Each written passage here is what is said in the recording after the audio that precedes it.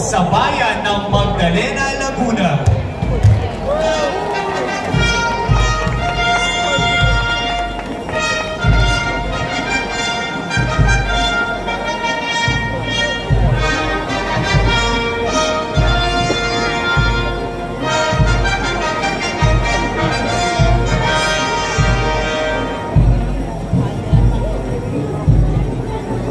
Parokya ng Santa Maria Magdalena ay natitiyak na isang matandang pamayanan na pinatutunayan ng imahe ng mahal na patron, Santa Maria Magdalena, na nasa pangangalaga ng pamilya Yudela. Ang imahe prosesyonal na sinasabing batay sa yari ay maaaring galing sa kalakalang galyon noong ika-18 siglo. Ang bayan ng Magdalena ay dating nasasakop ng Mahayhay bilang baryo at tinatawag na Baryo Ambli. Noong 1819, idilig ng mga taga-Baryo Ambli na sila ay ihiwalay at gawing isang bayan na nakapangalan sa kanilang minamahal na patrona, Santa Maria Magdalena. Maaaring may nauna pang simbahan o bisita, subalit nasasaad sa mga talaan ng mga paring Fransiskano na namamahala sa parokya na ang mga kasalukuyang simbahan na bato ay sinimulang itinayo-tayo noong 1829 at natapos naman noong taong 1854. Ang parokya din ay patunay sa magandang ugnayan ng mga Dominikano at Fransiskano, sapagkat bagaman ang patrona ay si Santa Maria Magdalena at ang segundang patron ay San Vicente, ay karaniwang kinikilalang patron ng mga Dominikano. Ang pangangalaga ng nasabing parokya ay nasa kamay naman ng mga Fransiskano. Santa Maria Magdalena ng bayan ng Magdalena, Laguna, ipanalangin mo kami.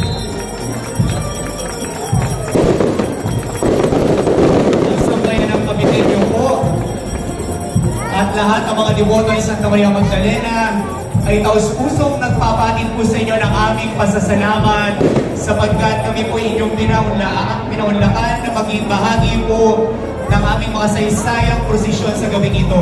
Maraming salamat po sa inyong lahat.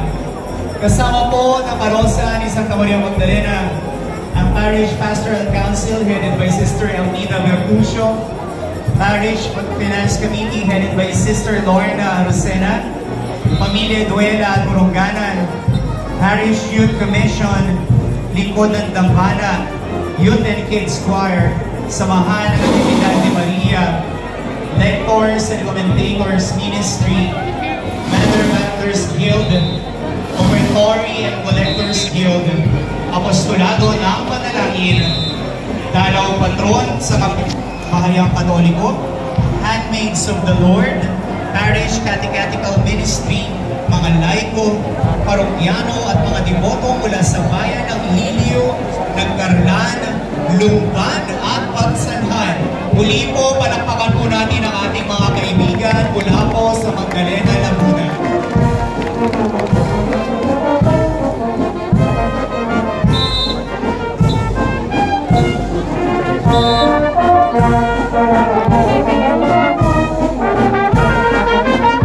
Halos hindi pa po nababawasan ang mga deboto sa patio. Talaga namang iintay ang paglabas ng original ng Milagrosa at ating mahal na pagkakuman.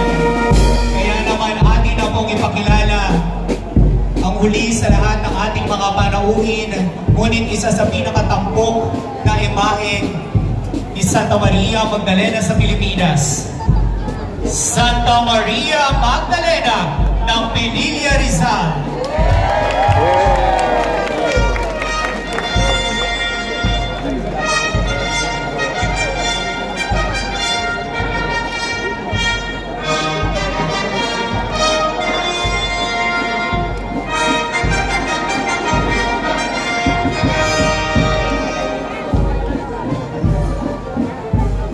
Unang itinayo noong 1583 ang simbahan ng Pililya ni Yari sa Kawayan, Cogon at Ipa sa ilalim ng patronas Santa Maria Magdalena sa pamamahala ng dalawang praileng Franciscano na sina Padre Diego de Oropesa at Padre Juan de Palesencia.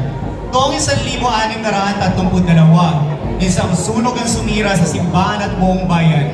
Muling natupok ng sunog ang simbahan sa taong 1668. Muli itong tinayo mula 1670 hanggang 1673 na yari sa kahoy.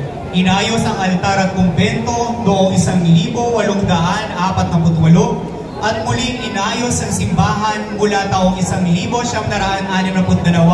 hanggang taong 1976. Noong ika-16 ng Enero, 1977, kinilala ng National Historical Commission of the Philippines ang simbahan bilang isang makasaysayang gusali. Ika-22 ng Hulyo, taong 2008, itinalaga ang parokya bilang unang pangdiosesanong dambana o Diocesan Shrine of St. Mary Magdalene sa Pilipinas. At noong ika-18 ng Hulyo, taong 2022, pinagtibay ang St. Mary Magdalene ang resolusyon bilang 56 taong 2022 na nagdedeklara kay Santa Maria Magdalena bilang patrona ng bayan ng Pililya, Rizal. Taong 2022, ang simbahan ng Pililya ay naging isang affiliate church ng Minor Basilica and Parish of St. Mary Magdalene sa bayan ng St. Maximin sa St. Goudvar, France. At ayon sa lumang tradisyon ay tinuturing na lugar kung saan namuhay si Santa Maria Magdalena sa natitirang bahagi ng kaniyang buhay. Ang simbahan ay nagdiriwang ng kaniyang kapistahan tuwing ika-22 ng Hulyo sa karangalan ng ina at patrona ng Pililya. Santa Maria Magdalena ng Pililya, Rizal, Ipanalangin ang pamilya. taos-puso ng sabay ng Pagkitenyo mula sa Purong Karobo, Reverendo Padre Luisito S. Atanasio, kasama mga deboto mula sa Pililya, Rizal. Pasasalamat din po kay Honorable Dan V. Masinsin, Municipal Mayor, Cofradia de Santa Maria Magdalena, Recabaderos, Parish Pastoral Council, Brother Nathaniel Diaz, Community de Castellos, Reverend Father Miguel Tan, Parokya de San Gabriel, Arcangel, Malaya, Pililya, Rizal. Muli po mga kaibigan at mga deboto ng ating Lakampiling Paraluman, isang malakas na palakpakan po ng pasasalamat sa ating mga kaibigan na nagpaunlak po na magdala ng kanilang mga imahe ng kanilang mga patron sa bawat dambana at bayan kung saan tinatangkilik bilang patrona si Santa Maria Magdalena.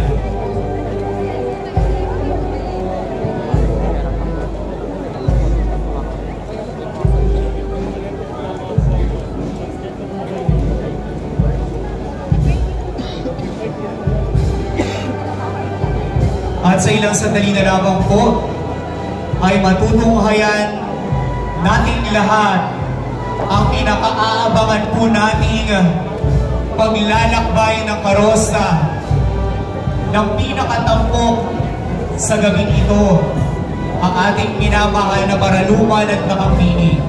Kaya naman amin pong inaanyayahan ang lahat ng mga debotong narito ngayon sa loob ng ating patio.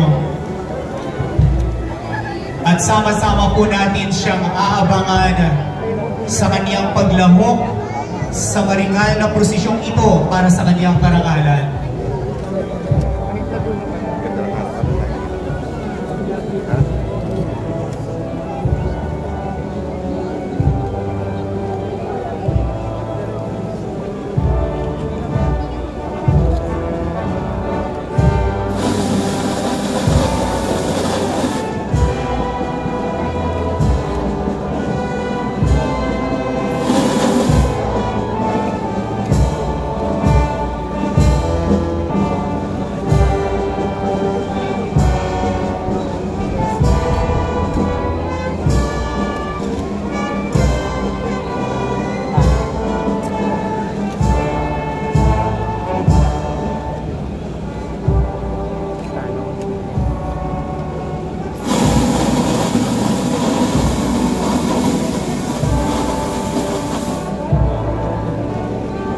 Muli po, maraming salamat po sa inyong pong pagdalo dito sa ating makasaysayang prosesyon sa karangalan ng ating minamahal na patrona, si Santa Maria Magdalena.